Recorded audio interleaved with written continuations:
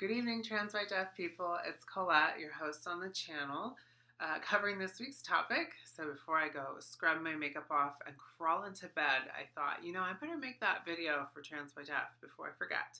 And this week's topic is about SRS surgery, which is something that I am coming up upon. I'm having my surgery in about less than 2 months. And the question is, how would you choose a surgeon, or how did you choose your surgeon? Good questions. The surgeon that I'm going to is Dr. Meltzer, and I met him about 3 times before I decided that he was a surgeon for me. The first time I met him was for facial feminization surgery, and the second time was for SRS consultation, and then my insurance is contracting with him, so they sent me out again for another consultation. Thankfully, they paid for it because consultations can get pretty pricey when you go to meet the person. So the second time around was another good kind of experience because it was a lot more in-depth than the first time I went. That was just general information. And my facial feminization consultation with him was really awesome. I ended up going with Dr. Ousterhout, which was, no offense, Dr. Meltzer, he's amazing, but Dr. O blew him out of the water. So I went that direction. So when I went to Meltzer for the SRS surgery, he was my top choice in the very beginning before my insurance and all that stuff happened. The reason why is I'd had a few friends that had gone to him for their surgery, and they were F to M. So they had, I think, metodioplasty or phalloplasty. And a lot of them were very happy with the results and the fact that he was a very meticulous and perfectionist surgeon. And if there were any sort of revisions, he was on top of it. They knew from firsthand accounts, because they've had many surgeries with him, if they were doing phalloplasty to perfect it, about people who'd come from other surgeons to have corrections done by him. And Meltzer was known for being able to correct a lot of uncorrectable surgeries. And that was a good thing. And then one of my friends who's a nurse was able to watch Meltzer in surgery because they became really close friends. So he was able to kind of see the whole process, and he was blown away by Dr. Meltzer's skill, but also how emotional it was, like watching this woman get her body transformed to the way that she wanted it to be. So, that was something that, for me, it was like, wow, I'm getting all these firsthand accounts and people's experiences and the level of care there and all this good stuff. So that really kind of calmed any sort of anxiety I had. And the one thing that did weird me out, though, is in his office, like, all the girls look like glamazons, and they're really, really beautiful and like Barbies. And I'm like, oh my God, like, this isn't making me feel good, but whatever. They were all really sweet. It was just kind of odd, like some fembots walking around. But, so yeah, and that pretty much made me feel like this is a surgeon for me. I want this guy. And also, I looked online. I think the website's like AnnLawrence.com. It could be old. I don't know. It was for a few years ago. And like, you can see pictures of like vaginas after surgery. And his, to me, were more aesthetically pleasing.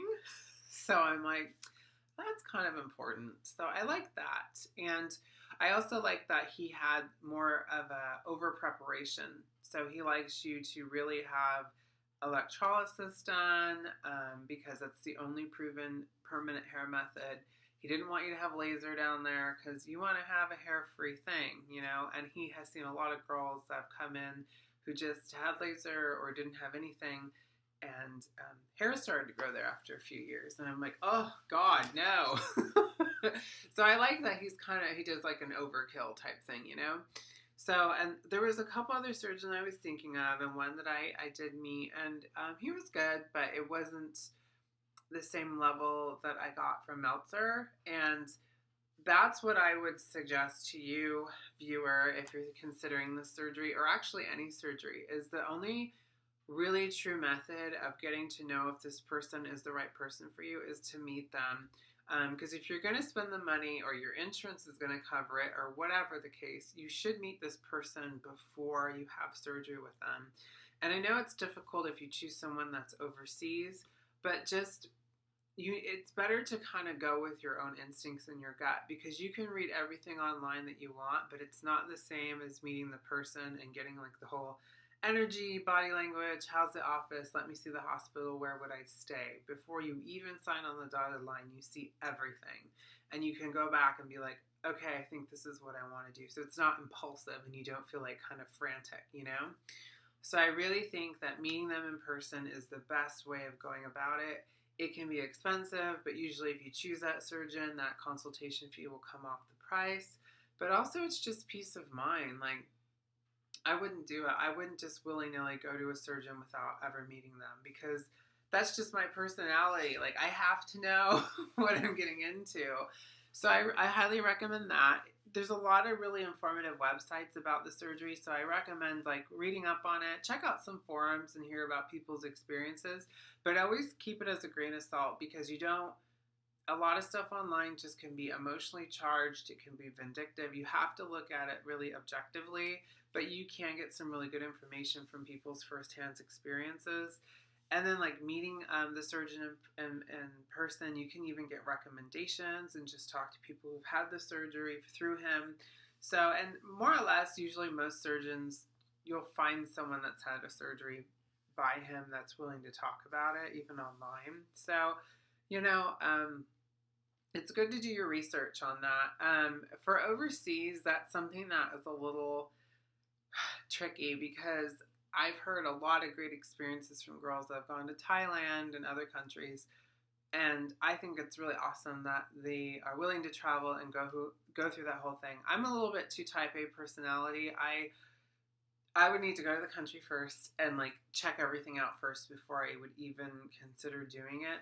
And unfortunately, I can't really afford to go to another country, and just the idea for me of being somewhere that I'm not familiar with was really kind of stressful for me. So I want a very as smooth as I can make it surgery. So that's why I'm sticking to more my own American surgeon.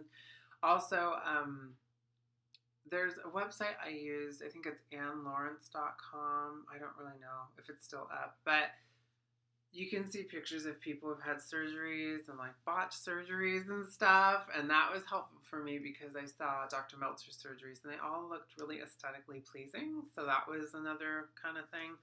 But,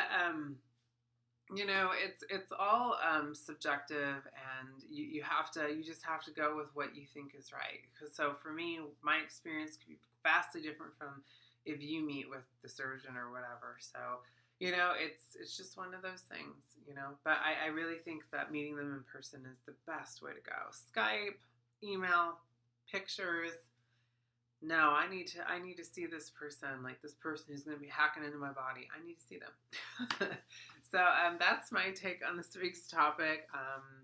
Curious to see what your guys' thoughts are. If you have had any experiences with your consultations or surgeons, feel free to put comments, make a response video.